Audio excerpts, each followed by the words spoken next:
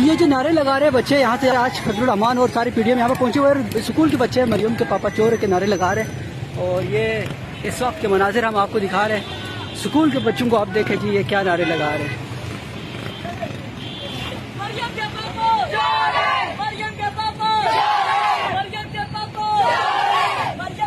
यहाँ पर आज मौलाना फजलुर रहमान का धरना है, सारे पीडीएम पहुंचे हुए और ये नारे लगा रहे हैं, क्या देखें।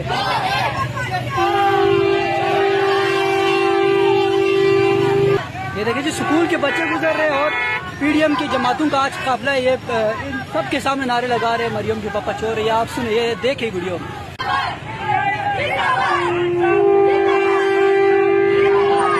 देखिए जी खान साहब के हाथ में नारे लग रहे हैं और यहाँ से काफिले गुजर रहे हैं मुस्लिम लीग नून और इनके, और ये जो नारे जो लगा रहे हैं इस वक्त आप देख सकते हैं।